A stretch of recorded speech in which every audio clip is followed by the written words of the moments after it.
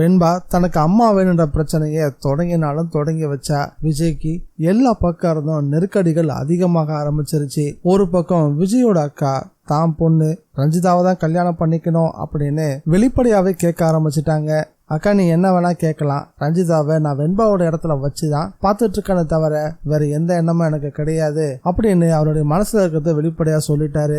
எப்படி நீ கல்யாணம் பண்ணிக்க தான் போற, அதையா ரஞ்சிதாவா இருக்கக்கூடாது அப்படின்னு தான் பிடிச்ச முயலுக்கு 3 கால்ன்ற மாதிரி தொடர்ந்து அதே விஷயத்த பேசவும் ரஞ்சிதாவை கூப்பிட்டு வெண்பா என்ன படிக்கிறான்னு உனக்கு தெரியுமா, அவளுக்கு என்ன சாப்பாடு பிடிக்கும் அப்படின்னு அடுக்கடுக்கான கேள்விகளை கேட்கவும் எந்த கேள்விகளுக்கும் ரஞ்சிதா கிட்ட பதிலே இல்லை. பாத்தீங்கல்ல, இப்படிப்பட்டவள்கிட்ட என் பொண்ணை ஒப்படைக்க சொல்றீங்களா, அது என்னால முடியாது அப்படின்னு வெளிப்படையாவே மறுத்துட்டாரு விஜய். அது போதாதுன்னு ரேணுகாவுக்கு படைச்ச சாப்பாடை கொண்டு வந்து கொடுக்கறதுக்காக நிஷா ஸ்கூலுக்கே நேரடியா வந்திருந்தாங்க.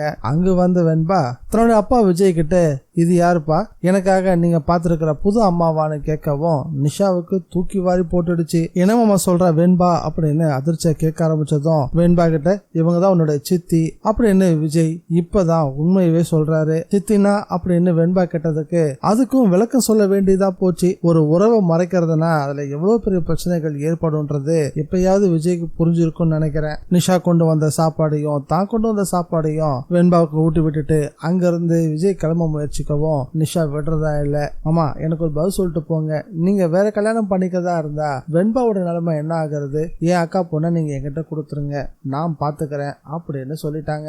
அது எப்படி வெண்பா விட்டுட்டு நான் இருப்பேன் அப்படின்னு விஜய் கேட்டதுக்கு அப்படின்னா உங்களுக்கு வேற வழியே இல்லை, நீங்க என்ன கல்யாணம் பண்ணிக்கோங்க அப்படின்னு சொன்னதும் அதிர்ச்சி ஆயிட்டாரு விஜய். இப்பதான் வீட்டுக்குள்ள ரஞ்சிதாவோட பிரச்சனையை முடிச்சுட்டு வந்தாரு. அதுக்குள்ள இங்க நிஷா அதே பிரச்சனை தொடங்கவும் விஜய்க்கு ரொம்பவே சங்கடமா போச்சு. ஆனா நிஷா ரொம்ப திட்டவட்டமா பேச ஆரம்பிச்சுட்டாங்க. எப்படி நீங்க வேற கல்யாணம் தான் பண்ணி ஆகணும் அப்படின்னா என் அக்கா பொண்ணை என்கிட்ட கொடுத்துருங்க, இல்ல நீங்க என்ன கல்யாணம் பண்ணிக்கோங்க, எங்க அப்பா பிரச்சனை பண்ணுவாருதான் அதை நான் பாத்துக்கிறேன் அப்படின்னு விஜயை சமாதானப்படுத்தவும் விஜய்க்கு என்ன சொல்றதுன்னே தெரியல. இந்த பிரச்சனையை எப்படி முடிவுக்கு கொண்டு வருதுன்னு ரொம்பவே கலங்கி போய் நின்றுட்டு இருக்காரு. விஜய் ஒரு பக்கம் சங்கடப்பட்டுக்கிட்டு இருக்காருன்னா இன்னொரு பக்கத்துல நம்ம ஹீரோயின் மல்லிக்கு மிகப்பெரிய ஆபத்தான வலை விரிக்கப்பட்டிருக்கு. அது தெரியாம அந்த ஒட்டுமொத்த குடும்பமும் அந்த ஆபத்தான வலைக்குள்ளவே இறங்கி நின்னுட்டாங்க.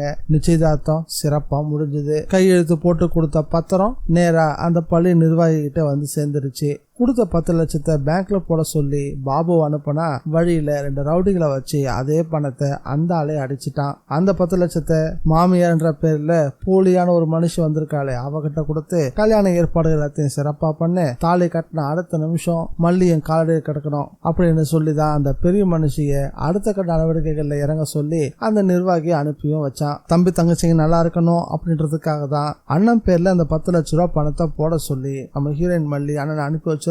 ஆனா போற வழியிலேயே அந்த 10 லட்ச ரூபாய் பணத்தை ரொம்ப சர்வசாதாரணமா தொலைச்சிட்டு சின்ன புள்ள மாதிரி நின்றுட்டு இருக்காரு பாபு. பாபு உண்மையிலே நல்ல மனுஷனா இல்ல சரியான முட்டாளா அப்படின்னு நம்மளால இடம் போட்டு பார்க்கவே முடியல. பணத்தை சர்வ ஜாக்கிரதையா எடுத்துட்டு போயிருந்தா இந்த பிரச்சனைக்கு இடமே இல்லாம போயிருந்திருக்கும். இந்த வீடியோ பிடிச்சிருந்தா லைக் பண்ணுங்க, ஷேர் பண்ணுங்க.